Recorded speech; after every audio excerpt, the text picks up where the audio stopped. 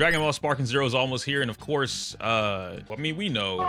Hey, listen, Edgar, thank you, but like, Bandai on your ass. Anyway, Sparking Zero is here, and so we got a lot to look at. A lot of the stuff that I'm going to talk about today, or rather the only thing I'm going to talk about today, is going to be the point system, which for those of you that don't know, similar to the previous games like in Budokai or Raging Blast, we have a point system for the game, the casual play, or I don't want to say casual play. It's not casual play. It's the ranked mode, and then in Sparking Zero, I didn't watch a lot of the stuff because I don't really care about the leagues, but there is another mode or some other modes. We don't know everything just yet. At least I don't know everything just yet, but I do know it's ranked mode. I know a lot of you guys, especially anime gaming heads, y'all are some sweats. Y'all go on ranked mode day one, so it is what it is. That in mind, we need to go ahead and look at someone compiled I don't want to call it a tier list, but basically they compiled a list of things for us to be able to look at for all the point systems and who cost how many points. And I think this is very generous of them, and it'll allow us to look at everything going on so that we can see all the different characters. Before we jump into that, one of the key things that I want to talk about though is how you should operate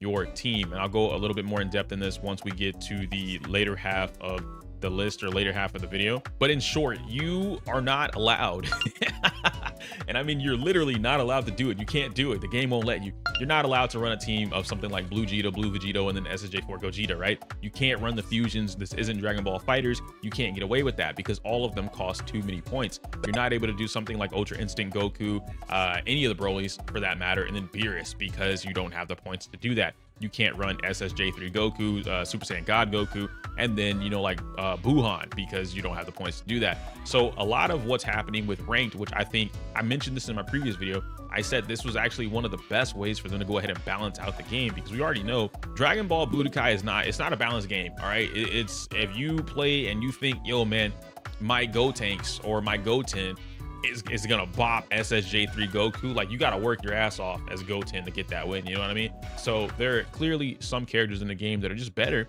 than other characters, and I think that's fair. I think that's lore accurate for the most part, and I think it creates a very chaotic and fun environment for a lot of the bullshit that's going to happen when you see these videos. So you will have to come to some form of consensus on what you're going to be building your team. And I think now that we have the point system, this is going to be the perfect time for you guys to go ahead and think about what you want to do. And without me wasting any more time, let me just show you what we got.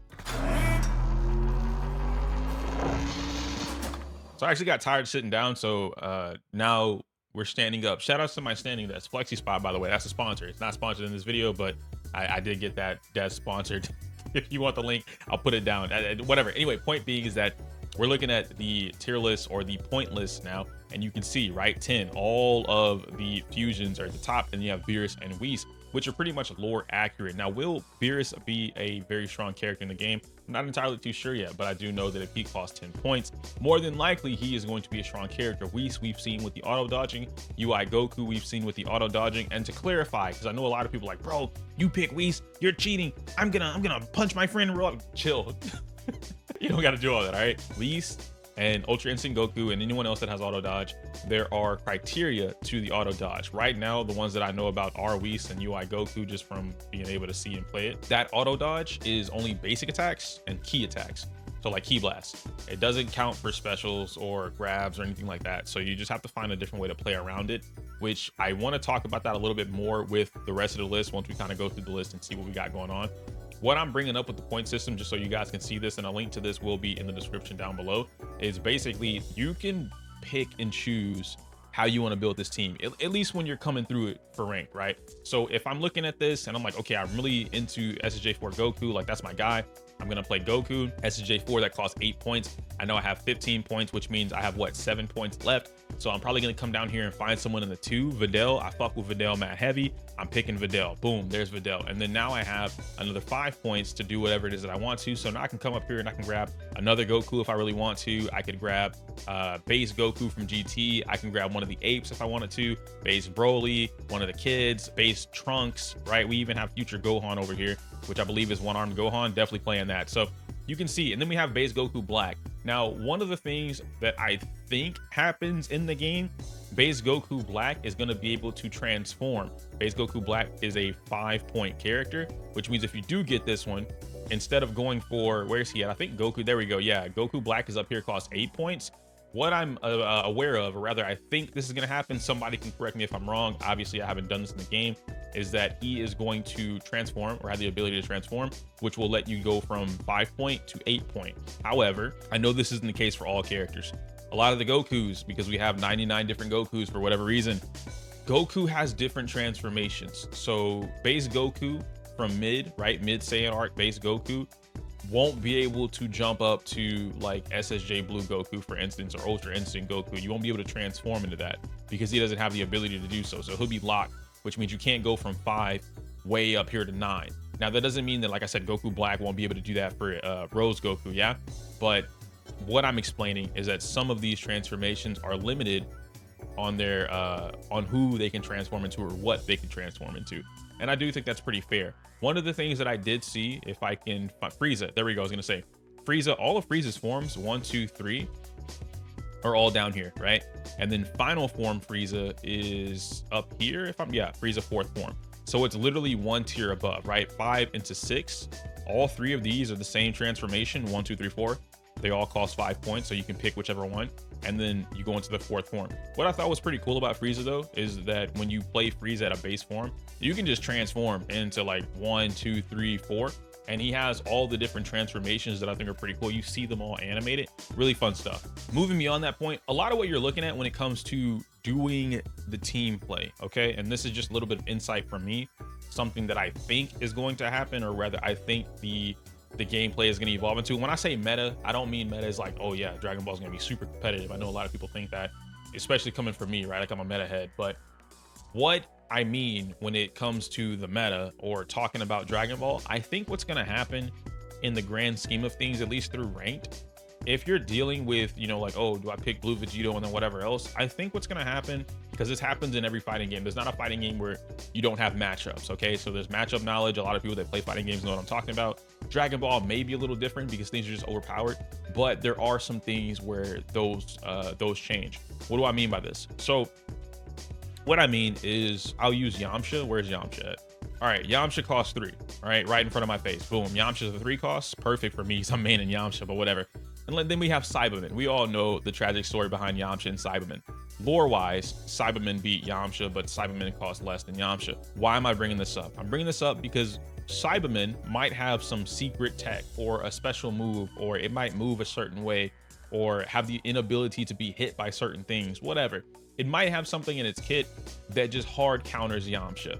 And a lot of these characters down here probably have something in their kit that hard counters the characters way up here at the top. Okay, so going against Beerus might get clapped by Yajirobe. Obviously, that's not the case. I don't want nobody in my comments, bro. You think Yajirobe is gonna beat Beerus? Fake fan, bro. That's crazy, bro. You don't know anything. I'm talking about in the game. maybe Ribrianne will have something that just bodies Ultra Instinct Goku, or, you know, like SSJ Blue Goku, right? Something like that. Little things like that exist in every fighting game. It's a canonical rule to fighting games. I don't care what the game itself is. There are matchups. Someone has something to beat another character, okay? Birder might have something to beat Bergamo, or a giant Lord Slug, or base Broly, whatever.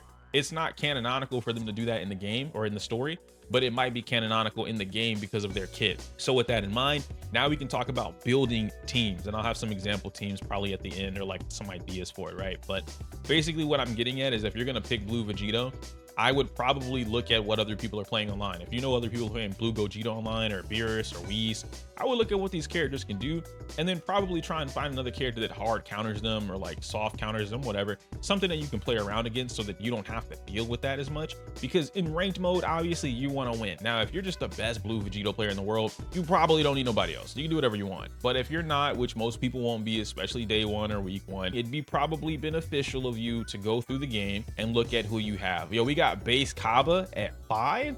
Yo, you already know what's happening, bro. Base Kaba is about to smash Gogeta, okay? So if you got any Gogetas coming across your way, listen, 5 points, that's all it costs, man. 5 points, get you a base Kaba, you win. GG's. Base Kaba is gonna hard counter Gogeta. And I wouldn't be surprised. You know what's funny? Bandai is in on this meme. Bandai's been going crazy lately. All right, Bandai has been after Edgar. They've been in random Twitch streams like, yo, Snipe, get him out of here. They've been on Twitter. My boy, bro, they've been clowning right now. And they're in on the meme with Gogeta and base Kaba to the point where like they promoted a small clip of gameplay with base Kava versus Gogeta, and I thought that was pretty cool. But that's where you're getting at, all right? Just pick and choose whatever you guys are going to play, but keep in mind the point system. I think the point system and adding things up are going to be pretty important. And you do have a lot of characters. We have over almost 200 characters, 183, I think, to be exact, with DLC coming out throughout the months.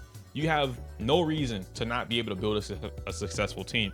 Another thing that I want to mention before we get out of here, the team roster is 5 characters. I don't know why I did this, because I was going to like show you a roster and then I was gonna do 5, right? But you have 5 characters that you can build into the team or choose from, whatever, right? That doesn't exist if you do Blue Vegito and then Android 17. You're done. That's it. That's all you get. You don't get anything else, all right? And from that, you would be 2v5 or 2v3, 2v4, 2v1, whatever the other opponent is gonna have. That's what you would have to deal with. You know, I had a question now that I'm looking at this and I don't see him. Do we not have Super 17 in the game? Is he just not here? Wait a minute. We have other people from GT. We got base GT Goku. I have to be blind. And you know, I'm not the best at this. We have Baby. We have Super Baby. We have 17 from Super, and we have regular 17.